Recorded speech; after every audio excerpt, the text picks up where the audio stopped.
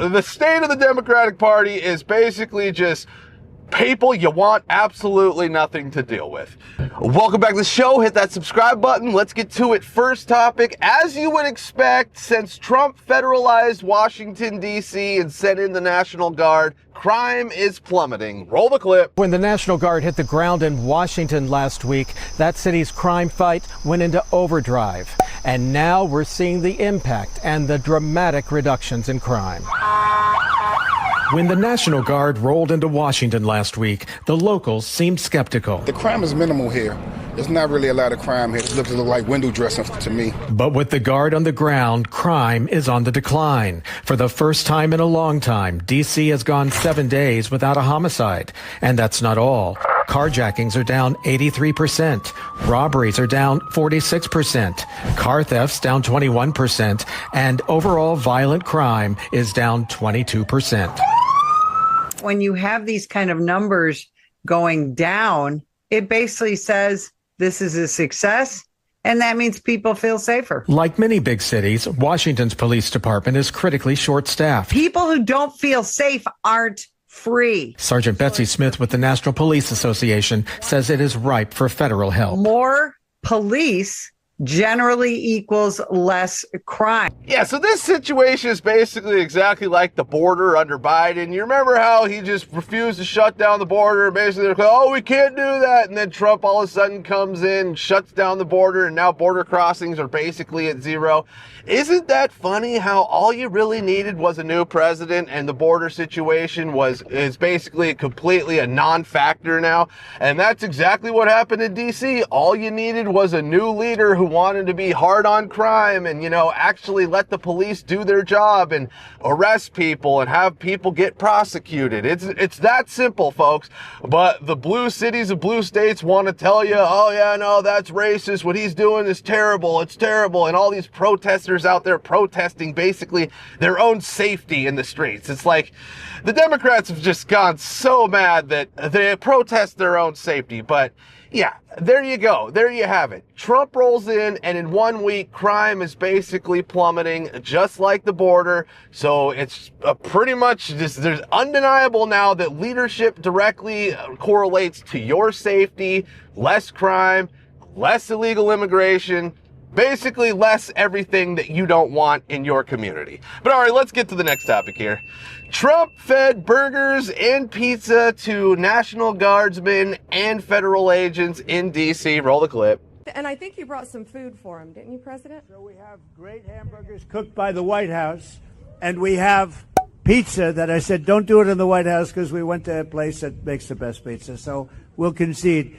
But we have a lot of it, so we're going to have some fun. We'll eat, and I'll eat with you, and we're going to have a little fun. We're going to celebrate, but then we're going to get back to work, and we're going to take care of these criminals. We're going to put them where they have to be. You're going to say, don't play around with us. Don't play around with us. So let's go have something to eat. You're going to like the hamburgers? Would you rather have hamburgers from the White House or pizzas from a good place, huh? I think they want the hamburgers. Have a good time, everybody. Thank you very much. It's crazy that probably the richest president we've ever had is the most relatable president we've ever had. The guy is a man of the people. And, everybody can see that. And people just gravitate towards Trump. They love Trump when he's speaking. They just love to hear what he has to say. The guy is a man of the people. Unlike Obama, Bush, Biden, they were not relatable at all. They didn't even care about the people. Now we're finally really realizing that, yeah, these presidents, they didn't give a crap about Americans. They just had their agenda, and they were going to push their agenda regardless. Obama, we got way more divided under Obama than any other president, right? And I love how Trump called out the White House pizza, basically saying, yeah, we needed to go outsource for the best pizza in town, but we got the best burgers in town from the White House. But yeah, the pizza, I don't know. He was pretty much calling out the White House chefs. And, Trump's going to take any opportunity he can to call whatever out he can. And those poor chefs at the White House, they just had their pizza called out. But hey. But yeah, Trump's a great guy. He does these great things for people. He knows, I'm going to get out there and give the people food because I want to show my appreciation for them coming to D.C., making it great, helping with the crime, completely just taking out crime in D.C., making D.C. great. And Trump needs to be doing it everywhere, and hopefully he does it across the whole nation. But all right, let's get to the next topic here. The fired DNC mail outreach coordinator, Olivia Giuliana, told Gavin Newsom she wants to put boots on the ground in California. Roll the clip. I'll tell you this. I might be a Texas Democrat, but I'll have boots down on the ground in California to help get this ballot initiative passed. Because what they're doing here is so unconscionable, and I am so grateful that a Democratic governor in a different state gives enough of a shit about the people who are living here in my home that you're doing something about it. So I appreciate that very, very much. Well, I appreciate you and thank you for that. I'm fired up. I'm ready to knock doors. I'm ready to collect signatures, whatever we need to do. I'm ready to do it. Yeah, isn't it funny how basically if you're a Democrat and you want to talk to your own people, these are the types of people you get. You know, Newsom's doing his podcast, had to find a Democrat to bring on to like kind of rally the troops, and this is what you have to deal with. And these people are insufferable, folks. And she was the male youth outreach coordinator for the DNC. You think that woman is going to be recruiting any young males for anything? No, absolutely not. And that's why she was fired immediately, because like her numbers were so terrible, as you would expect. But yeah, it's just like these people are insufferable. And if you want to be a Democrat, these are the people you basically have to associate with. And if you want to have a podcast, these are the type of people you have to have on your podcast.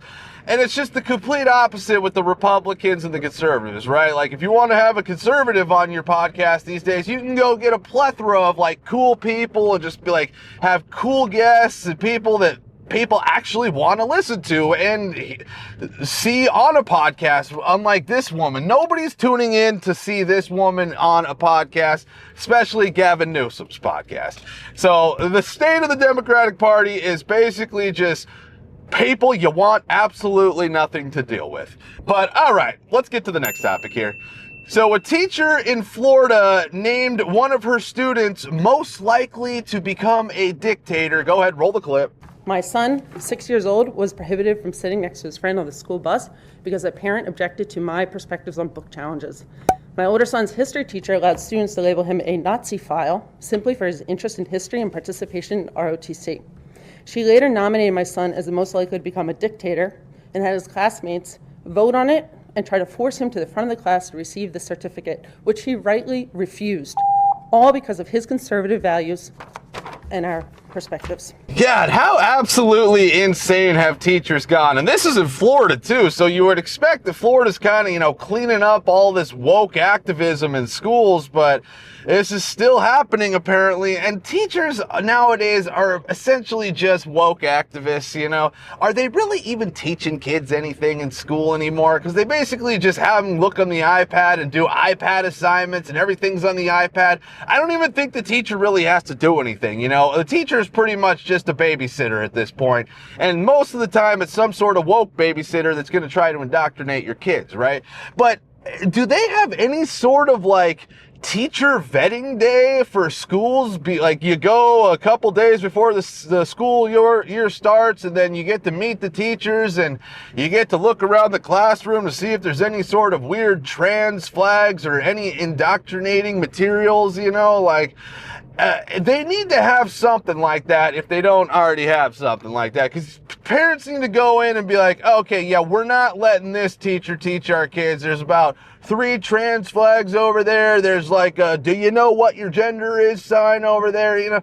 That's if they don't have that in schools, that needs to happen immediately, because teachers or parents need to know what their teachers are doing with their kids, what type of stuff they're showing to their kids, what type of atmosphere is in the classroom, because it's so important these days with how many activist teachers there are, and of course the teacher could just fake it, take all the trans flags down and then put them back up when the school year starts. But still, it's just every single woke thing needs to be removed from the classrooms. And I thought this was what was happening with all Trump's executive orders, but apparently there's still these teachers out there who want to fake kids and, oh, you're going to become a dictator because you like World War II history and, you're in the ROTC. So the teachers are still just attacking kids that show conservative values and just traditional values. It's pathetic and it's insane. It needs to be eliminated from the schools immediately,